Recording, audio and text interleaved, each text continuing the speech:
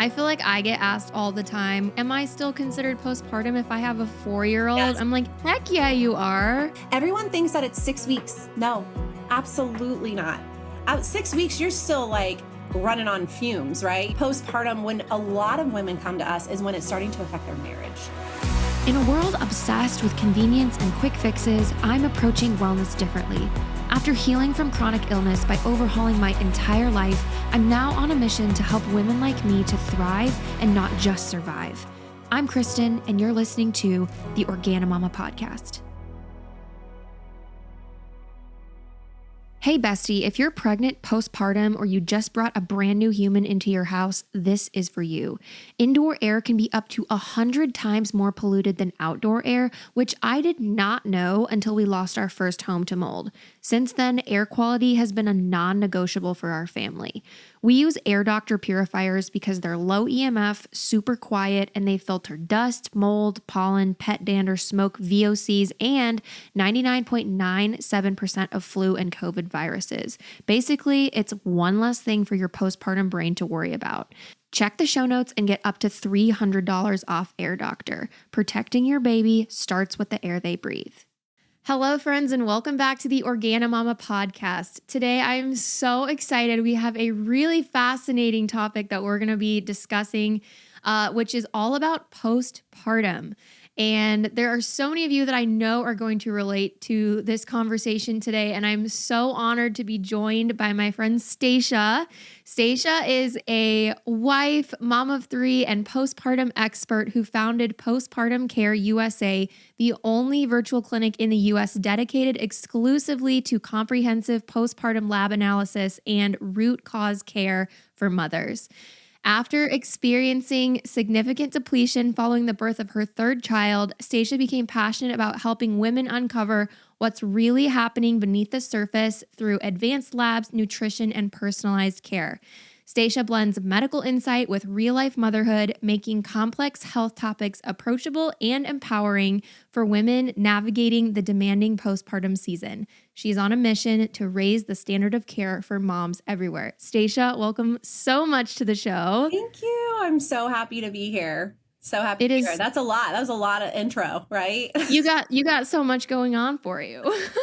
I know. Well, I just adore you, and I think the world of what you're doing for postpartum moms. Kind of fun fact, Stacia, I actually lived in the same area before my family moved to Michigan, so we've had the privilege of getting to see each other in person before, and she's doing truly great work for moms all around the United States. But I want to jump right into talking about postpartum. I have so many questions for you that I know is going to speak so much to all the listeners today.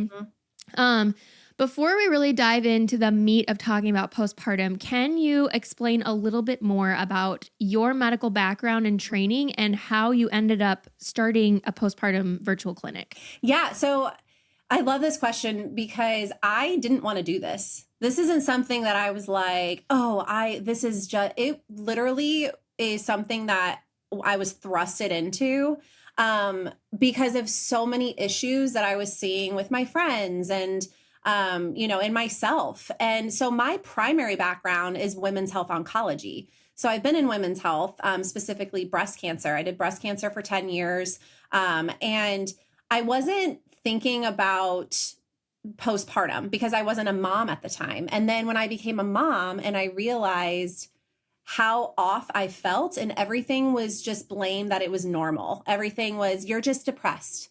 You're just anxious. You need birth control. You need anxiety meds. And I was like, but I don't feel like I have that generalized anxiety and depression. I feel like it's something else. Like, is it my thyroid, or is something else going on? And so after my first, I really started to see that. And then I got pregnant really quickly again. And so this wasn't something that I wanted to do. It was something that it literally fell in my lap as, wow, I am not the only person going through this. And turns out there's millions of women who have been told that their labs are normal, or they don't even get a complete lab panel. I can't tell you, I'm doing a free lab review right now where I will view anyone's outside labs for free and give them in-depth analysis of what I think is going on. And they'll be like, I have complete labs.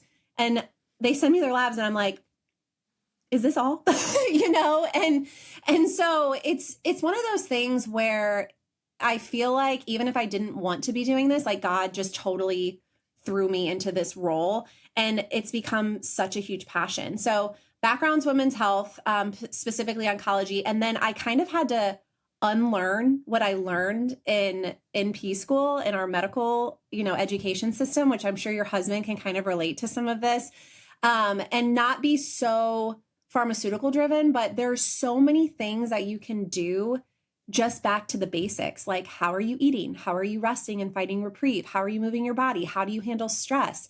And when you really go down to those 4 basic pillars, everything else kind of falls in line. You don't need the latest and greatest supplement. You don't need GLP-1 injections. You don't need, like, there's so many things that you can do prior to that. And so that's something that I really dove into research just for my own benefit. And then I was like, I really have something here. So everything that we do in our clinic is proprietary. Like, no one else is doing it. No one else runs our same lab panel. No one else has our protocols, because they're all postpartum specific. We don't see men. We don't see children. We don't see women of all ages. We see postpartum moms. That's it. And how long after having a baby is a mom considered postpartum? Forever. Truly, it is. It's forever. We see moms up to 10 years because we feel like we have that cap, because then they might be getting into perimenopause. But let me tell you, if your postpartum is atrocious and you still feel really bad 10 years later, your menopause is going to be really bad. Like, there's so much we can do to help stabilize those hormones. I feel like I get asked all the time, am I still considered postpartum if I have a 4-year-old? Yes. I'm like, heck yeah, you are. Yes, you are. I get that all the time. I'm 6 months. Am I still? Everyone thinks that it's 6 weeks. 6 weeks. No, absolutely not. 6 weeks, you're still like running on fumes, right? Your cortisol's super high. You're just running on adrenaline. It's really when that starts to fade. And then postpartum, when a lot of women come to us, is when it's starting to affect their marriage. That's when a lot of they're like, I don't like the wife I am. I can't communicate to my husband. This is not what I thought. And we're like, yeah, we get it. My whole staff, we're all moms. And do you see that play out often in like how moms within maybe 6 months to 2 years after having a baby have very low like sexual desire for their husbands? Mm-hmm.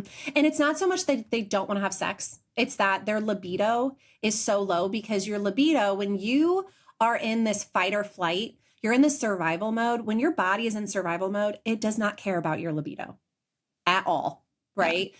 Your body is literally surviving day in and day out. And it may not feel like it. Like some have it very mental, some have it very physical, and their mental is great, but they're like, my joints hurt. I get that a lot. I'm achy. I can't sleep well, but mentally I'm doing great. And I want to have sex with my husband, but I just am never in the mood. And I'm like, of course you're not. Your body is in complete survival mode. It doesn't feel safe enough yet. And it's not your fault. It's not your husband's fault. I can't tell you how many moms we have that come to us. And then about 2 months in, we get a lot of messages from the dads saying, thank you. That's incredible. Oh my gosh. Wow. And I feel like that is probably a symptom of postpartum struggle that a lot of women just chalk up to, of like, oh, well, I'm still breastfeeding, or, oh, this is normal. Yes. But obviously you talk a lot, Stacia, about the difference between common and normal, and that there are a lot of things that may be common for postpartum moms, but that doesn't make those symptoms normal. So I would love to hear, what are some of the symptoms that you commonly see in moms during that postpartum season, whether that's 6 weeks postpartum or 6 years postpartum, that often in our culture in the United States get defined as normal, when you would say, this is not normal, but it's common? Rage. Rage is probably the number one thing that moms are like, okay, something's going on. That's when it starts out slowly, right? Fatigue. You should be tired, and fatigued is not the same thing. Tired is like, okay, like, I'm good. Fatigued is like you sleep all day and you're still tired, right? Or the opposite, you're not sleeping at all. That is also not normal at all. Blaming anxiety and depression is just motherhood. No. Putting anxiety and depression under the same umbrella as generalized anxiety and depression is also not not true. I speak about this. I had a whole postpartum truth series about this, talking about your thyroid and how when your thyroid's hyper, you're going to feel more anxiety symptoms. When your thyroid's hypo, you're going to feel more depressive symptoms. And that is commonly misdiagnosed. And moms are put on anxiety and depression meds without ever checking their thyroid, right? Because it might not be a mental health issue. It might be their thyroid. That's what happened to me. It happens to about 90% of the patients that we see. And they're like, I still feel terrible on my SSRI or whatever. And I'm not saying that they shouldn't be on it. I'm saying you have to test to make sure that that's what's needed. And I'm like, well, maybe you don't need that. Maybe that's triggering the wrong response. And then sure enough, we get their labs back and her thyroid is so far gone. And then we get that under control and her anxiety goes away. I mean, it's just finding that root cause and digging a little bit deeper that our traditional medical society does not do. Our medical system does not do that.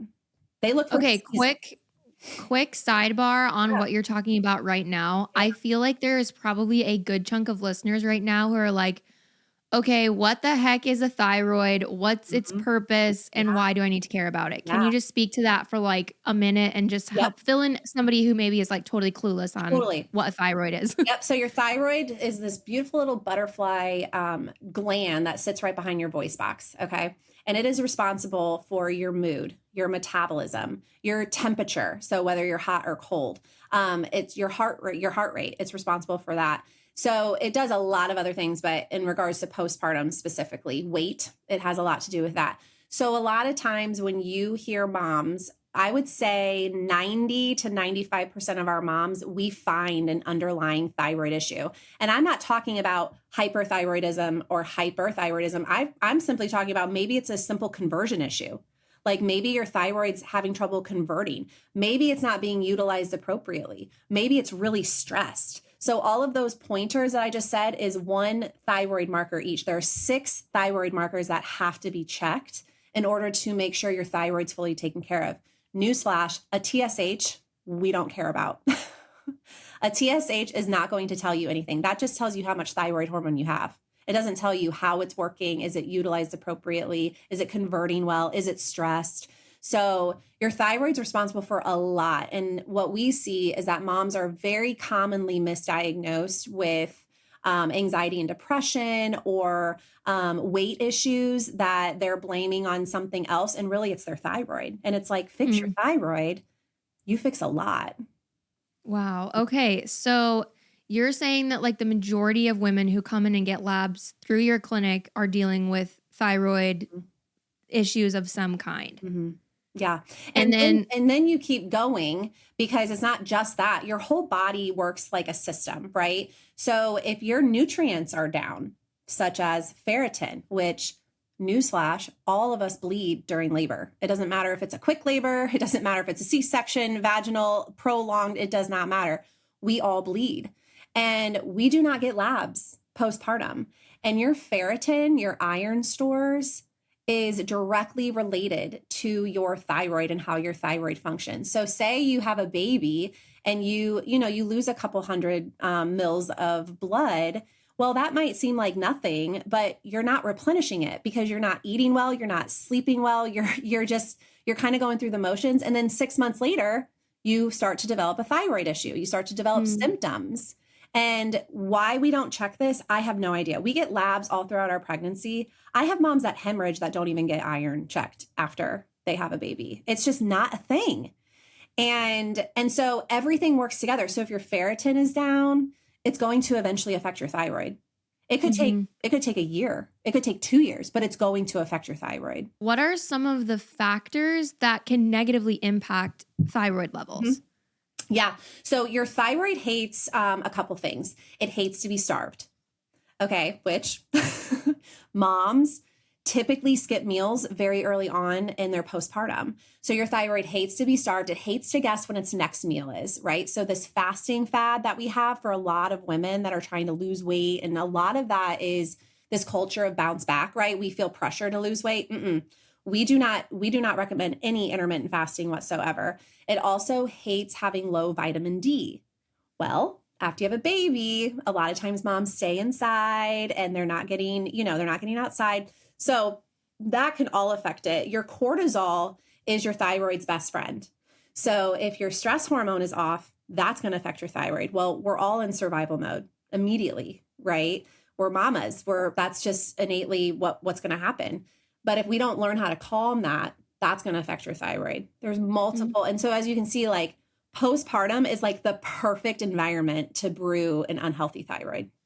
Sure. And then you add in the stresses of like maybe moms who have other kids and the stress of breastfeeding for those that are breastfeeding, and a lot, well, marriage factors and financial strain and all of the things that are at play in that postpartum season. It's like a perfect storm for all of these things to fall apart internally. It is. And then you have inflammation. I have never met a C-section mom that wasn't super inflamed ever. 100% across the board, all of our C-section moms have been super inflamed. Why do you think that is? Because their body is put through so much and then they have no rest period whatsoever. Some of them are discharged within 18 hours after having the biggest abdominal surgery in the world. It's how you're treated. Like I always give this example. My dad had a hip replacement surgery, and the way that they treated him, you would have thought he had open heart surgery, which I'm not saying that's a bad thing, but I kept thinking, my gosh, like these moms have literally their organs are flipped outside and they have to tuck them all in together, huge abdominal surgery. And they're literally treated like they're getting their nails trimmed. They're like, okay, see you later. Some of them aren't even like, are still numb. And then they go home and they're moving their body in ways that they shouldn't, because their body needs to rest and heal, right? You would never go home from a major abdominal surgery and start moving around. They would say, or carrying a baby around. Exactly.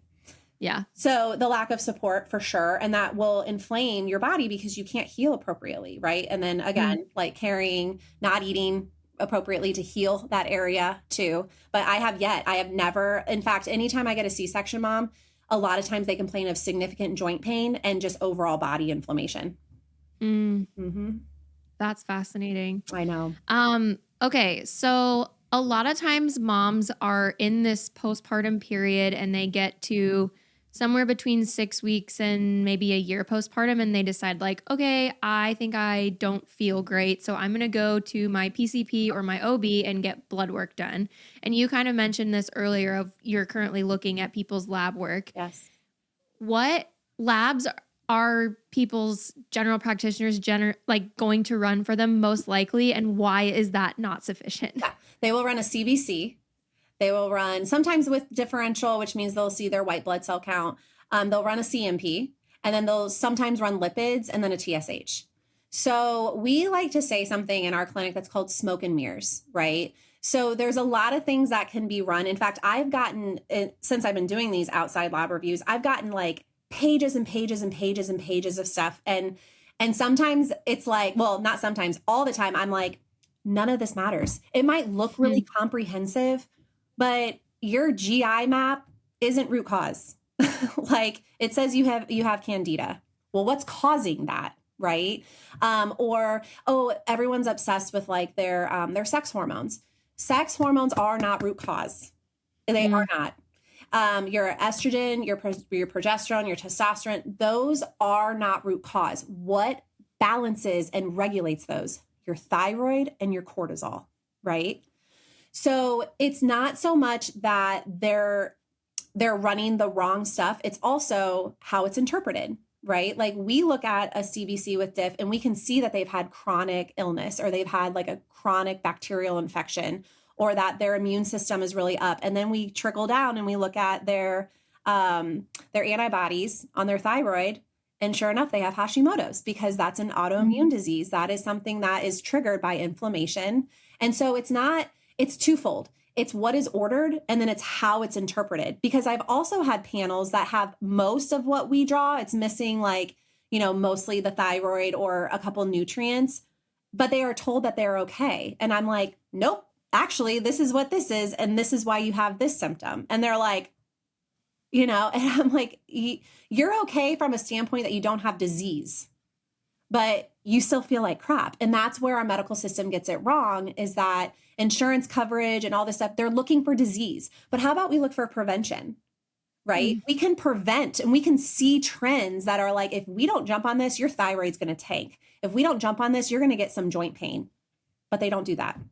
So one of the things that I know is a very common complaint among postpartum moms is, well, I feel like breastfeeding is depleting me and causing my mental health to tank. So I think I'm just going to stop breastfeeding. And then a lot of times you'll hear moms say, I quit breastfeeding and it was a hard decision, but it was the best thing I could have ever done for myself because I felt so much better after I wasn't under that stress anymore and blah, blah, blah. Mm-hmm.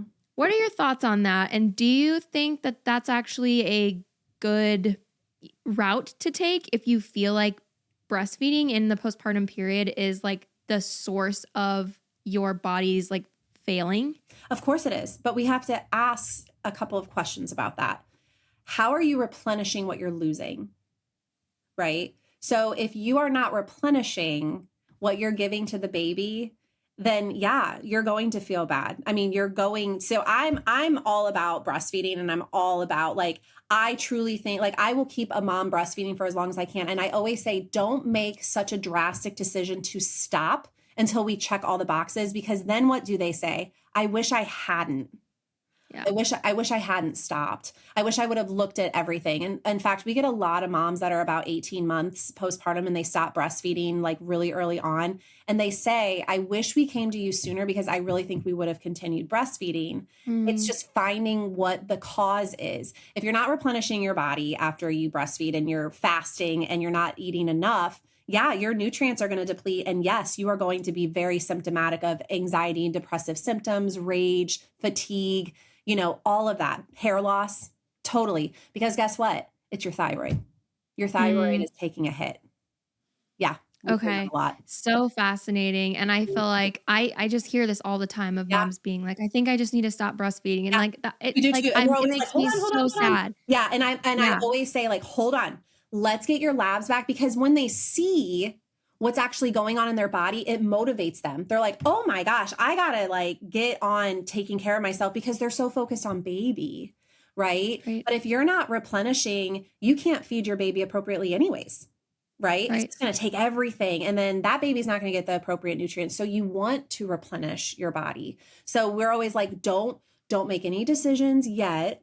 And of course, if they do, totally fine. But when they get their labs back, like, it's almost like the light bulb goes off and we have a direction for them. And they're like, okay. And then we're like, give it a second. Like, it's going to come around, and then they do. Right. Mm-hmm. So when you look at like the average postpartum mom who's just had a baby, it could be, via C-section or vaginal birth, they're breastfeeding. What are some of the things that are essentially free that moms should be focusing on to optimize their health during the postpartum season, whether that's at 4 weeks postpartum or 4 months or even 4 years? Yeah. So one of the things that we always say, no matter what, like, hydrate, find a really good electrolyte. Even if it's like right now, I'm really big into adrenal cocktails. Every morning I have my coconut water. I put in a little splash of OJ, a little splash of pineapple, and some Himalayan pink salt. And that is my electrolyte adrenal cocktail for the morning. That is not essentially free, but it's not a supplement. Okay. It's something that everybody can have access to. Another thing is protein. We say some protein. We say it all the time in our clinic. Have little snacks by you, chomp sticks. They're wonderful. You can have like nuts and seeds and, but make sure, this is when I always I call out the husbands or their partners and I'm like, please get involved and make sure she's eating. Like, if she is not eating, regardless of how great your marriage is, it's going to crash and burn. Yeah. Yeah. Husbands are going to benefit by making sure their wives get enough food. Yeah. And then, okay, so for the mom who's really struggling with like eating in a way that supports her body, or maybe there's somebody listening right now who's like, gosh, like, I just don't know, like, how can I eat enough protein? Like, I just always want to go for the chips and like the crackers and like a big bowl of ice cream because I need to reward myself after such a long day. Can you like maybe frame out what would be like a pretty like obviously we all have bio individuality. And Totally. like for myself, I've been sharing a lot on social media lately about my journey with blood sugar in pregnancy. Mhm. And also I'll just make this side note to say that when I did my postpartum labs with Stacia's clinic a year and a half ago, Mhm. I was pre-diabetic, which Mhm. I'm sure there is a huge correlation between my insulin resistance in my second pregnancy and then the way that I immediately jumped back into eating carbs and sugar after I had my baby. Mhm. However, for those moms who are struggling with knowing what to eat, can you lay out what would like a full day of eating that would be a really nourishing way to eat for a postpartum mom look like? Yeah. So I always say the most important meal of the day to have protein in is breakfast, Yeah. not dinner. And our society is kind of backwards, right? Like a lot of people fast in the morning. And then they eat like a big protein, either late lunch or dinner. And that's actually the opposite. So what we want, and I always make it easy. Like I'm like Greek yogurt with fruit and berries and a really good granola. Boom. Cottage cheese mixed in with a couple of eggs. Boom. There's your protein. I love it on sourdough bread. Like that's my go-to. It doesn't have to be complicated. It doesn't have to be like some sort of like gourmet meal, right? The most important part though is the protein has to be in the morning because protein in the morning stabilizes your blood sugar throughout the day.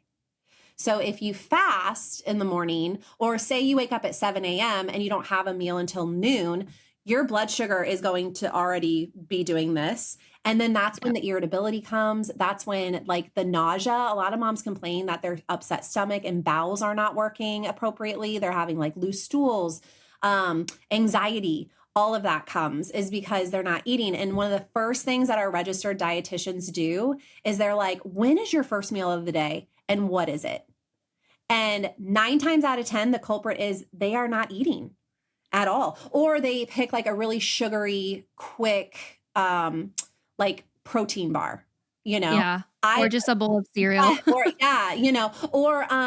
another thing that's easy too is make protein balls ahead of time. Super easy to make, throw them in the fridge and you can literally just pick 2 out in the morning. There's 15 grams of protein right there.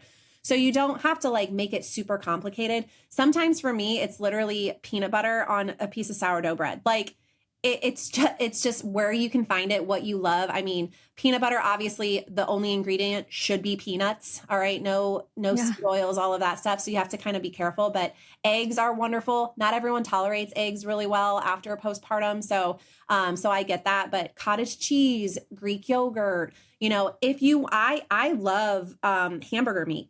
And I will put that and I'll have that in the morning too. I mean, you can eat whatever you want. It doesn't have to be breakfast food. Right. Yeah. I eat leftovers a lot of time for breakfast because I'm like, hey, this is a great source of protein and fiber from whatever we had for dinner last night. So that works for me. Yeah. The most important thing, if you are going to fast at night. Don't do it in the morning. Don't do it during the day when you're active and busy and breastfeeding a lot. And no, that is just not the time to do it. You have to stabilize your blood sugar in the morning. Mm-hmm. So you mentioned making sure that moms get well enough hydrated, making sure they're eating enough. What other things should moms be doing that are free or essentially free that's going to optimize their health in the postpartum season? Find bits of reprieve. Okay. I hate sleep when the baby sleeps. For us, it's just not possible. I want to punch whoever came back with like bounce back after baby. And I also want to punch in the face and that person that came out with sleep when the baby sleeps. It's just not possible. For some it is. For me, it is definitely not. I have like 400 things to do when the baby sleeps. I also have 2 other kids, it's a husband. It's just not feasible sometimes. So what I always say is find bits of reprieve. Can you go outside for 5 minutes by yourself and just close your eyes for a second? Can you go on a walk on your own and not bring baby? Okay. Like for 20 minutes. If you do have to bring baby, strap him to your chest and go on a little walk. Sometimes it's really nice to just get outside of your bubble for a second. Mine is I go outside on our porch and I tell my boys, like, this is mommy's time. And my husband knows. I'm always like, go get dad. My husband knows, keep them inside for just a second. I journal a lot. I just kind of sit in prayer a lot. And I think that a lot of moms think too, the quality of sleep is more important than your quantity. Okay. So what do I mean by that? If you can get a 15-minute nap in, that is, and it's like you feel good, when you wake up, or at least a little. That is better than getting an hour and a half nap in and not being able to sleep well. It's the same that goes when you're up in the middle of it. Moms tell me all the time, but I'm up all night. I'm up all night. I'm like, okay, so that's when you need to tap your husband in if they're super supportive and say, hey, I need you to stick with the baby for an hour so I can just go rest my eyes for an hour. If it's, there's things, and every home has a different dynamic, right? Yeah. In our home, what works for us is my husband sleeps in a different room and he cares for the other kids. And I am in my room with the baby in our bedroom and our master. And then in the morning, I will go down and hand him the baby and I will go up and rest because he has slept well. So at least one of us is always well rested. And that has worked wonders. Shout out to my sister-in-law, Amber. She's more like I call her my sister in love. She's the one that told us to do that. And it has worked for all of our kids. Yeah, that's incredible. It's just different. Having a supportive partner can really make or break a postpartum experience. And I feel like my heart just goes out to all the single moms out there, or moms with rock stars, deadbeat husbands who aren't helping them. Yes, rock stars. Oh gosh. Yeah, I cannot imagine going just doesn't through. know. Yeah. Women don't understand postpartum. How can we expect our husbands? So that's another initiative my husband and I are working on this year, is to really get education to the dads. That's amazing. To men. Because I can't tell you how many moms are like, my husband just doesn't support me. He doesn't, because he can't see it. Everything's happening inside. He just thinks I'm crazy and and I'm like, oh my gosh, we have some work to do. Here's a quick game for you. Read the ingredients on your protein powder. If it sounds like a chemistry exam, that's a red flag. Gums, fillers, artificial flavors, and stuff you can't pronounce, all for protein. Equip protein powder keeps it simple. No fillers, no gums, no junk, and flavors that are fully disclosed. It's grass-fed beef protein that's easy to digest and gentle on your gut. If protein powders usually leave you bloated, uncomfortable, or questioning your life choices, head to the show notes, click the link, and switch to Equip. My code KVG gets new customers 15% off. Yeah, that's incredible. I mean, that's such a needed thing. And I feel like it's true. Like, a lot of dads, even if they take the time to learn a lot about pregnancy and birth, they may be completely clueless on what postpartum looks like. Or they think oh, my wife, she went in for her 6-week checkup and got approved for sex. So why isn't she back to her normal self, No, but no fault of their own, because that's what we think. We think, I can't tell you how many moms come to me and they're like, hey, I'm 8 weeks postpartum. Is it too late to get help with you? And I'm like, no. I'm like, my gosh, you're such a baby. Even moms that are 3 years, I'm like, you're so fresh. You are so fresh. Yeah, it's really sad. Mm-hmm. When you look at a mom who has really excellent lab levels and is just thriving on all levels postpartum, how long would you say, from your opinion, does it take for them to reach back to a state of normal and replenished, truly?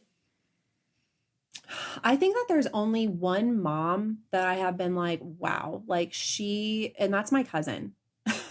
My cousin Carly. Truthfully, she had her 7th baby. She just is, some women are just like that. Some are just their bodies just do so well. It's about 10% of moms. The other 90 do not. They just don't. And I think that also has to go with, how their labor went, how, there's so many nuanced things that can happen. But I've rarely ever met anyone that's just I've never seen a lab that we've ever gotten that I'm like, you're doing okay. That's why we have our lab guarantee, because so many moms are like, my labs are going to be fine. And I'm like, well, we have a guarantee. So if they are, off you go, we'll give you all your money back. And then we get these labs back and I'm like, okay. And they're like, well, I'm having something, and I'm like, you can't heal unless it's just beginning and you're going to get these symptoms. But my gosh. Yeah. Mm-hmm. Okay. So a lot of moms are going in for that 6-week checkup with their OB, and they're being usually cleared for, sexual activity. And the other thing that usually gets brought up is birth control. So I would love to hear your unfiltered thoughts on hormonal birth control and how that can impact the postpartum experience for moms. I am going to say this very frankly. Birth control has been the demise of women's health. it has been something that, look no further, that our generation was probably the most heavily influenced birth control generation probably in the entire world. And look no further that most of us also have infertility issues. Like a lot of moms between the ages of, right now, like I would say 28 to 42, if you're 28 to 42 right now, that you've had some sort of fertility issues if you were put on birth control back in the day. Birth control, I don't care what kind it is. It does not matter. It doesn't matter if it's progesterone only. It is all synthetic hormones. They are not bioidentical hormones. They do not help you. It will shut down your body's own ability to create that hormone itself. So you are relying. You also do not have a true period. So for those women that are on birth control that say that they're on their period that week, that is not a true period. That is a withdrawal bleed. That is not a period. You do not ovulate on your own. So therefore, you're not producing progesterone. So therefore, you're going to be put on anxiety meds pretty soon after you're put on birth control because you don't have that calming hormone. It is, I was on it. I was on it because I had endometriosis. I was diagnosed at a very, very young age. And I had infertility issues when I was older because it didn't suppress my endometriosis. I didn't have symptoms because I didn't have a period. So I didn't know. And in fact, my endometriosis went from stage 1 to stage 4 in those 12 years that I was on birth control. Wow. Your period is a direct snapshot. Cliff Notes. If you remember Cliff Notes from back in the day, we didn't have to read through a whole book. That is your period. It is considered the ACOG, the American Academy of Obstetrics and Gynecology, declared your period a vital sign in 2014. Why in the world are we suppressing a vital sign? It doesn't make any sense. But fun fact, I saw that ACOG last year posted on Instagram about how it's like okay and normal to skip your period sometimes. Yeah. Yeah. So if you're Casual. skipping your period or if your period's irregular, guess what you have an issue with? Your thyroid. Your thyroid is the balancer of all of your sex hormones. So if you are having issues with your period, you better be looking at your thyroid. Interesting.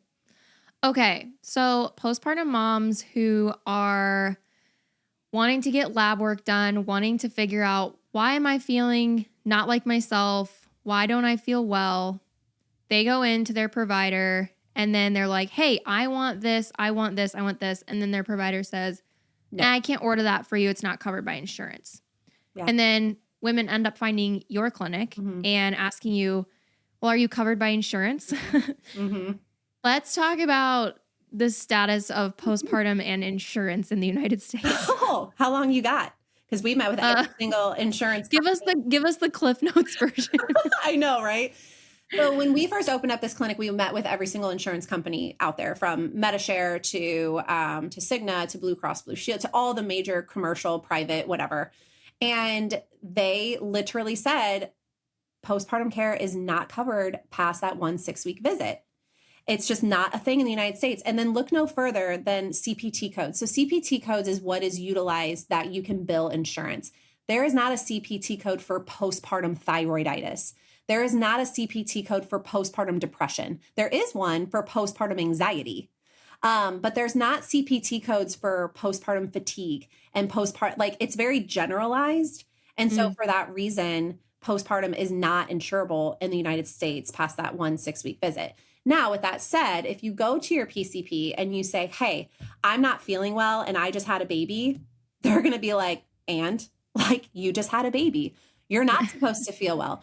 So I think that we have to remember that insurance covers and is responsible for diseases. And postpartum is not a disease. It's not something that they think is worth the battle of insurance. And it's also very nuanced, right? I have not met a patient that we have had in almost 6,000 moms that we have treated now that has been the same as the next one. It's all very nuanced because it's so emotional. It really does matter your support system and how your relationship is with your significant other. It matters how you handle stress. A lot of moms have a lot of triggers or trauma that come out during postpartum. So it's so nuanced and it's just not something that they want to battle truthfully. They're Sure. like, it's a great Sure. idea, but it's just not something we want to battle. So instead, what we've tried to go around is now we're working on like corporate wellness programs where companies can actually hire us and add us onto their benefits. Mm-hmm. So that's Hmm. something that is kind of, we're trying to get around that insurance piece. So your clinic operates as self-pay only, is that correct? Yes, but we do take HSA and FSA. Okay. Mhm. So how do you approach a woman who's in the situation of like one of two things? Either they're like, I literally do not have money to pay, like self-pay for postpartum lab work and, meeting with a root cause practitioner Yeah. through your clinic. Yep. Or what about someone whose husband maybe is like, yeah, I understand that you want that, hun, but like, I really don't think that this is worth that spending that kind of money. Sure. And I'd rather you just go through your OB and get like whatever labs that they can offer you. How would you recommend that those kinds of women in those financial situations proceed with trying to optimize their health postpartum? Okay. So I love this question. So I'm going to answer it two ways because those are two kind of separate things. One is like they might be able to afford it, but they're just like, try your insurance first, which is, we see that a lot. The first one, the mom that just can't afford it, that's why all of our guides are free because you can do self-serve. And I also, we have a lab shop that they can go on and order. It's not like the exact, stuff, but it'll get them what they like a full thyroid panel. They can go on and order that. I think it's like $100. They can order that or $150 or something like that for the 7 or 6 thyroid markers that they can do. And then we have a full script account that they can go in and it'll say like thyroid bundle and it's like 2 or 3 supplements. So it's at least getting them on like the path. And then of course our guides are free. That's why we made our guides free, is because so many women are just like, I don't even know where to begin. So that's that one. And then the second one is every single time those moms go that route, they end up coming back to us maybe a year later and they're like, I'm 100 times worse. Because PCPs and OBGYNs, they are wonderful. They treat all walks of life. OBGYNs do not have the threshold for postpartum. In fact, around like 8 to really like 6 to 8 months, they're going to be like, you need to go to your PCP. Like we have nothing to do with you anymore. And not because they don't want, it's out of their threshold. And then you go to your PCP and they're looking for things. They're looking for, well, are you sick? And they're not going to find that. They may do like a rheumatoid arthritis, panel. They may do, a lupus panel or something because they're searching for disease. And that's where I have to say the ownership is in your hands. You are in charge of your health. Nobody else is. So you have to kind of fight for it, but it's really hard in our healthcare system. So that's why we give so much education for free and we give so much out. So moms are like, okay, like our lab shop and our full scripts, because they're right there for you. But our hands are tied too. It's like, so, and having that discussion too, I always tell moms, you are the thermostat of your home. If you are not feeling well, your whole family doesn't feel well. It just doesn't. It's going to affect your marriage. It's going to affect how you mother. It's going to trickle down into your kids. And if you don't take ownership of that, I don't know what to tell you.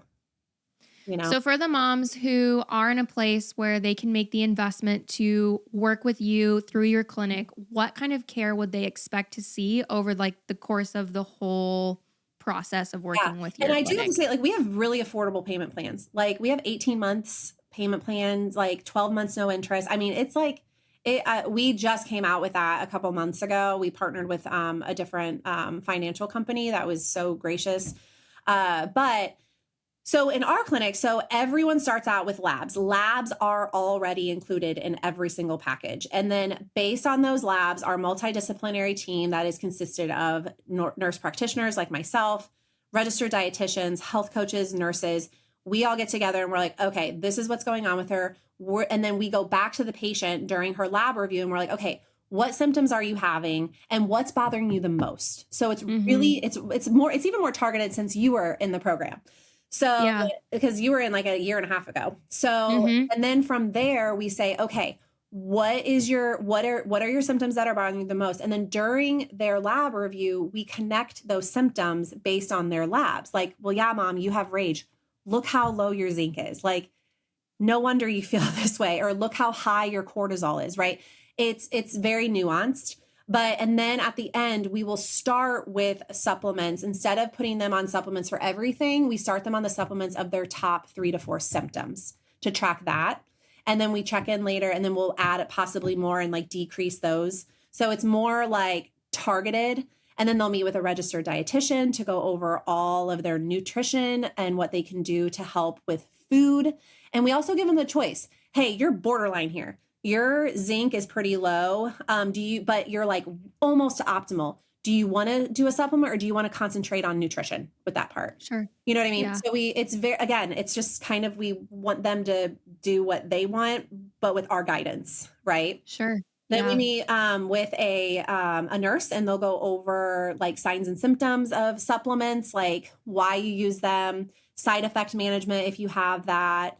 If you're having like side effects from supplements, because some moms, if you go from 0 to 100, their body's like, whoa, so we want to really prepare them. Low-tox living, we talk about. So how to swap out little things in your house. That's actually something that we were really excited to take from you, because you're so about low-tox, and it's not hard at all. I remember when we met and you were like, start small, like look in your kitchen. And remember, I was like, oh, I just got rid of this. And I was like, They're just like little swaps to get their endocrine system back. And so it won't affect their thyroid, stuff like that.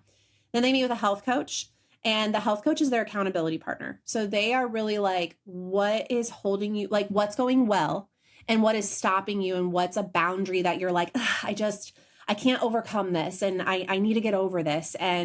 And so they're really their accountability partner. And that is like the basic package. So if you keep going up from that, there's more labs that are included, like exit labs, more visits, and so we have like a program, and we're really good about being like, hey, based on your symptoms, you're going to probably need this. But if they start with the basics, like just a lab review, a registered dietitian visit, you can always upgrade. Some moms are like, I just want to know where I'm at. Like, I feel like crap, but I don't want to commit to a program where I don't know where I'm at. And then we get their labs back, and we're like, do you want to continue? Do you not? And they're like, yeah, let's get this show on the road. So it's very personalized. And that's what makes it hard on, us, because every time we get a new patient, we start all over, but we're starting to get it down. Not hard as in, oh my gosh, this job is so hard. It's hard because it's not just, here's the protocol and it works on everybody. Right. No two moms are the same. Nope.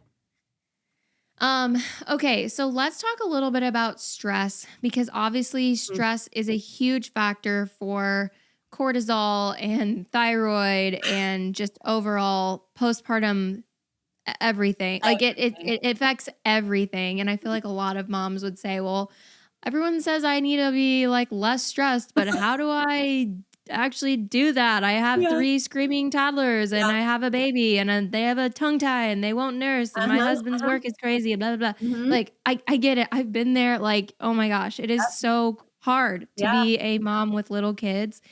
What are some easy things that moms can do to help lower their stress levels?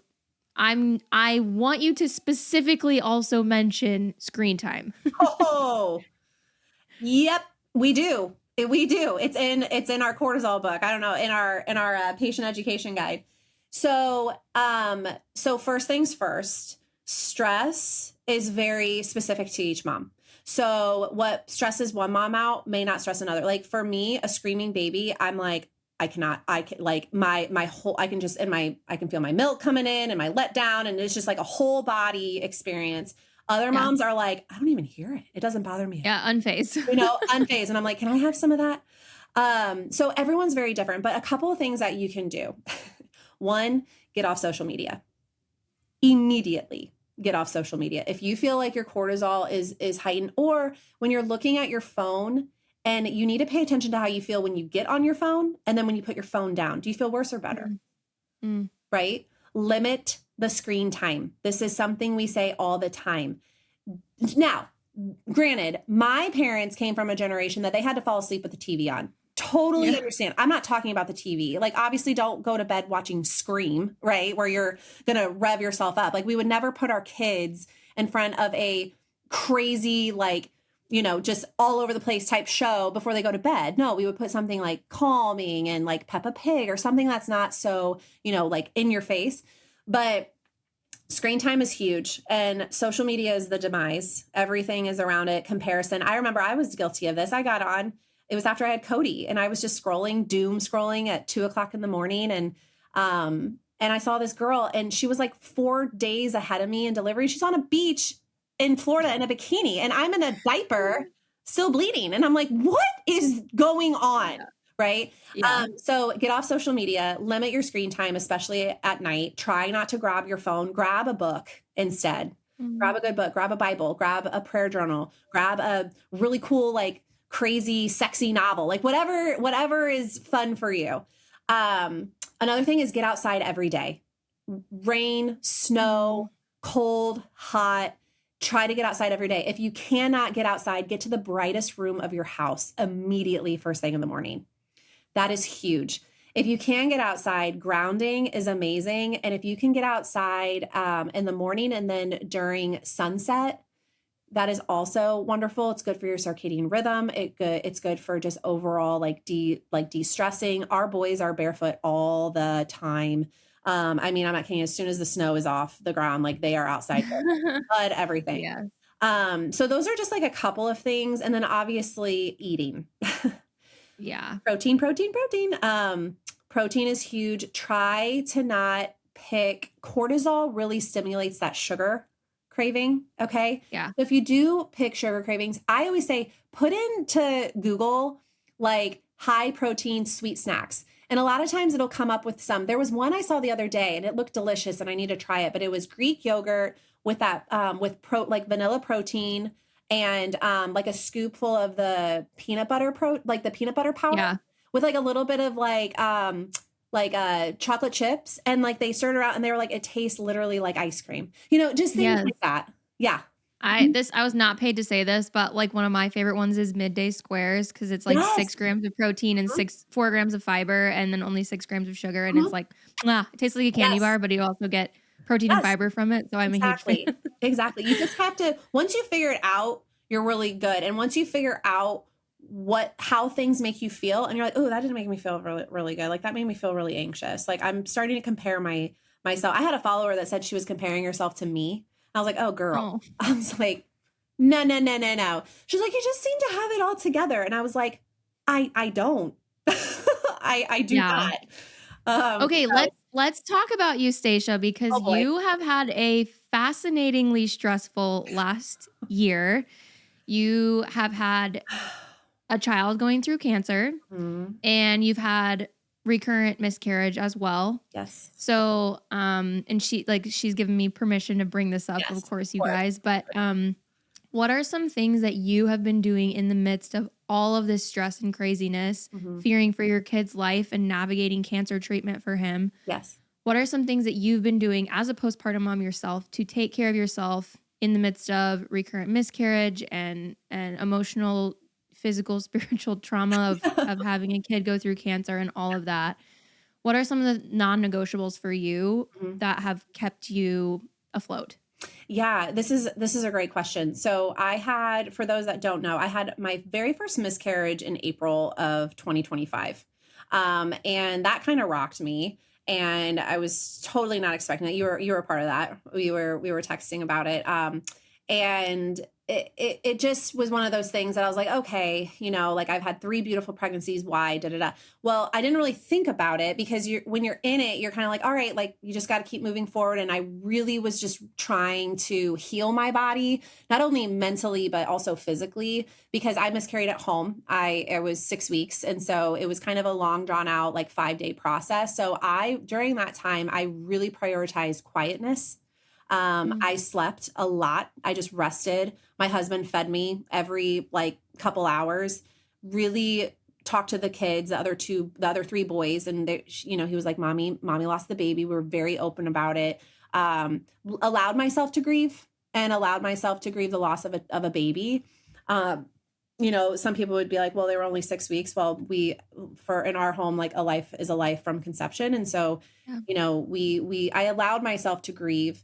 And then I kind of like, slowly moved my body. I went on walks. I didn't get back into working out heavily. And then in June, my youngest, my 2-year-old at the time, Cody, started to just get these really weird symptoms. And he was having cyclical fevers and really high fevers. And he stopped walking and started complaining of pain in his legs. And so we took him in, and on July 1st, he was diagnosed with neuroblastoma.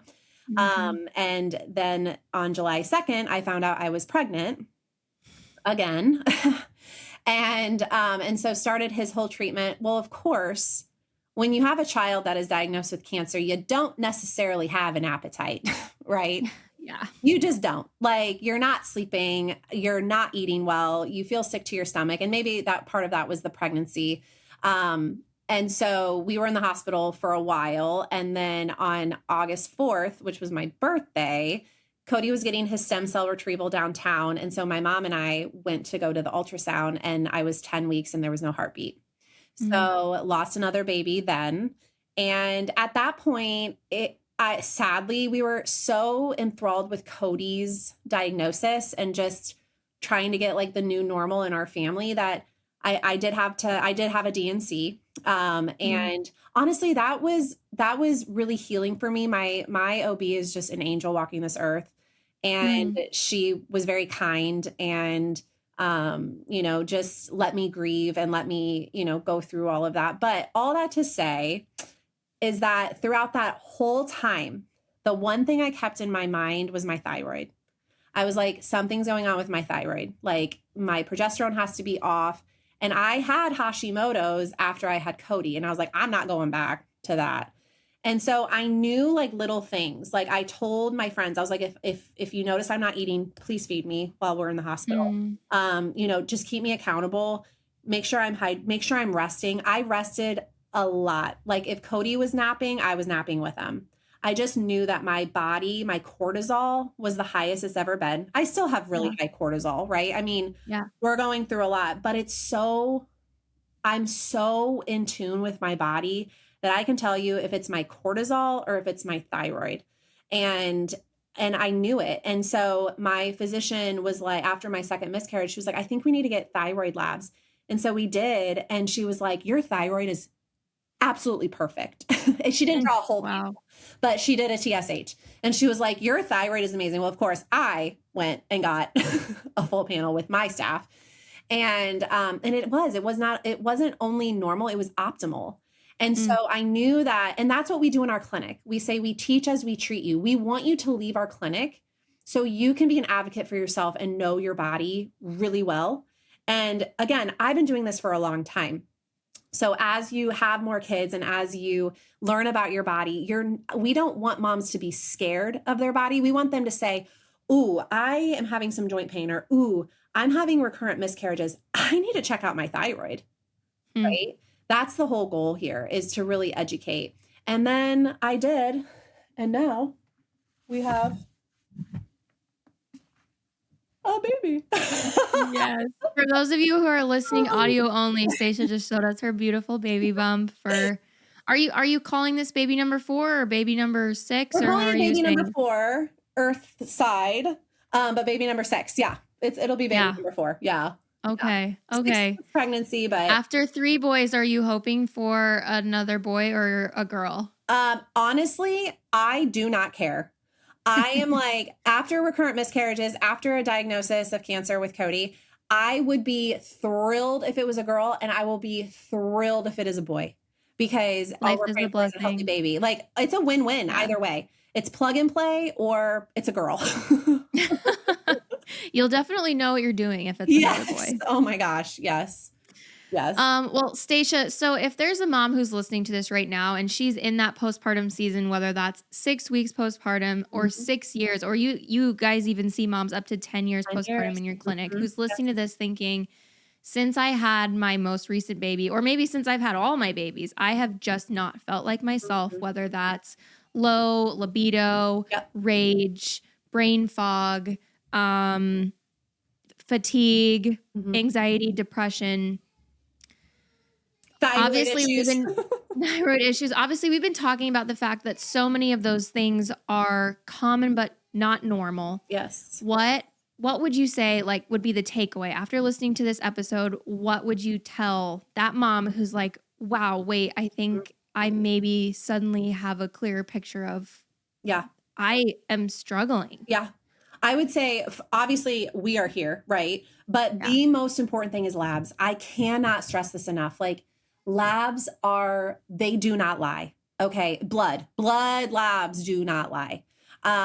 It is imperative that you get labs done and not just any labs, but root cause labs, because you can truly get the answers you need. And I cannot tell you how affirming it is when you get labs done and you're told, oh, this is why you have fatigue. Oh, this is why you have rage. This is why you have anxiety and depression. And moms are like, oh my gosh, because then they have a good path forward. So if you don't want us, I would find a really, really, really good provider who specializes in postpartum, which there's not a lot. I truthfully don't know of anyone. Functional providers are wonderful, but remember, they see all walks of life. Holistic providers are wonderful, but they also see all walks of life. A lot of people won't touch postpartum women until they're either done breastfeeding or they're past that 2-year postpartum period, because they're really hormone specific. So you just have to do research. And if you feel like we would be a great fit, we do free discovery calls for all of our moms. So you literally have nothing to lose. You can come in and just be like, hey, I just want to learn about what you guys can do. Send me your outside labs. I'm happy to look at them, and happy to guide and direct. We have a lot of resources here for sure. And if we haven't said this already, Stacia's clinic is called Postpartum Care USA. We will link all their stuff down in the show notes below, including where you guys can book a discovery call. And then Stacia, where can people find you online and on social media? Yeah. So, on social media, on Instagram, it's at postpartumcare_USA. We follow Kristen. So, and she follows us. So if you search us, you'll see us both in there. And then online, ppcareusa.com. And we're pretty much everywhere, but our biggest real, like, where everyone can really find us is Instagram, really. Awesome. It has all of our stuff on there. Yeah. Well, Stacia, thank you so much for taking the time to share all your thoughts. Well, some of your thoughts. I know you have many more hours of thoughts, but some of your thoughts on postpartum today. I'm sure this is going to speak to and help a lot of our mothers who are listening. And you guys, I just want to reiterate once again that if you are struggling, if you do not feel like yourself and you have had a baby in the last 10 years, get labs, because it may be normalized in our culture, but it is not normal. And I think like one of the things that I see a lot, especially on social media right now, is this trend of making like rage seem normal for moms. I saw that too. And it breaks my heart because it's not. I saw it was like a TikTok. Someone sent me a TikTok of a mom saying like, guys, like this is normal. And I'm like, oh my gosh, no.